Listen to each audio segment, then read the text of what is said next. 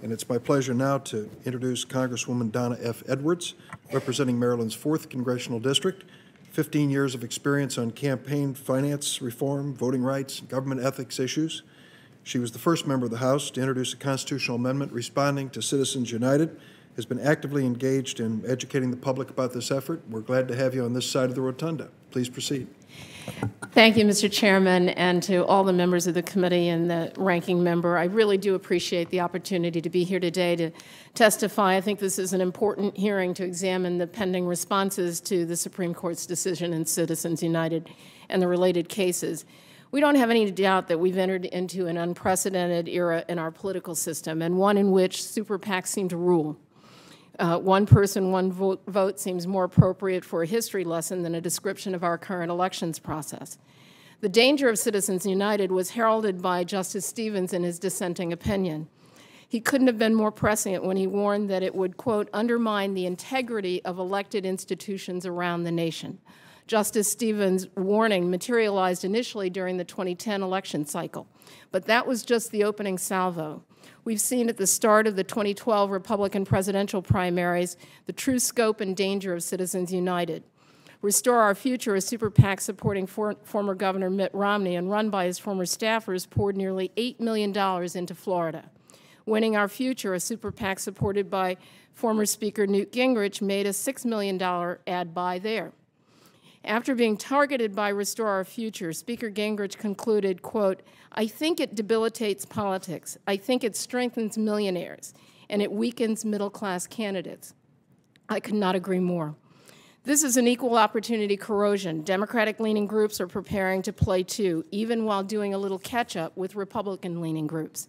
Sadly, the landscape continues to darken as we march toward the 2012 general election. According to the Center for Responsive Politics, 678 groups have organized as super PACs, reporting receipts of over $280 million and independent expenditures of more than $145 million already in this election cycle. Putting an end to the influence of secret money on our elections, I think, requires a three-legged stool approach. First, require increased disclosure of money in political campaigns. Second, allow public financing of candidates for Congress. If we don't own our elections, who will?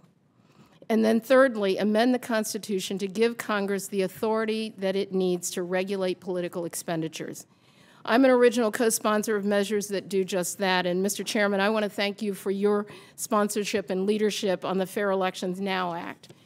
And I particularly want to applaud Senator Whitehouse for his leadership on the Disclose Act. While these interim reforms should be enacted into law to mitigate the influx of unregulated money in our elections, the Citizens United decision leaves Congress, I think, with really only one true option, and that's to amend the Constitution.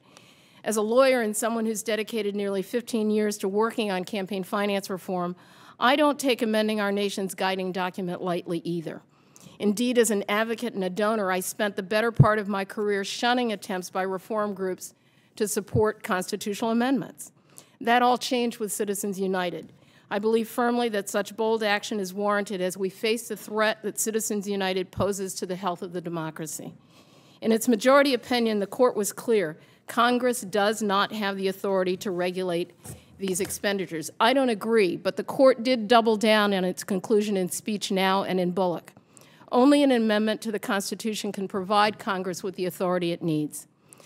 Fewer than 2 weeks after Citizens United was released, I joined with House Judiciary Chairman John Conyers to introduce the first constitutional amendment to reverse the decision.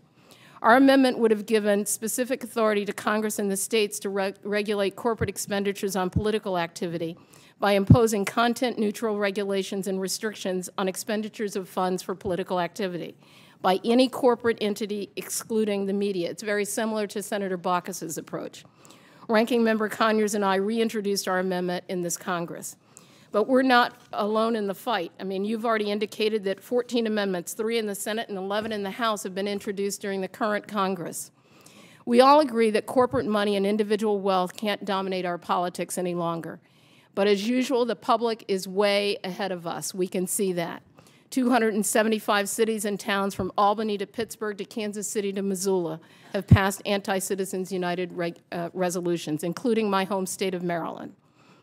The sponsors of a constitutional amendment all came together, and we agreed to what's called a Declaration for Democracy to declare our support for amending the Constitution. And today, 1,854 public officials, including 92 senators, 92 members of the House, and 28 senators, if only we had 92 senators, over 2,000 business leaders and thousands of ordinary citizens have signed their name to this declaration.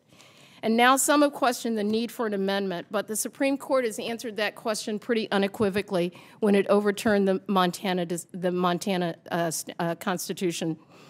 The Supreme Court closed the door on reasonable laws to regulate campaign finance, and except for disclosure, the constitutional door is the only one that really remains open.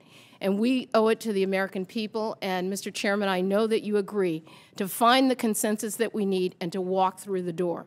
And so I want to thank you for this opportunity and thank you for your work, and I appreciate the chance to be here today.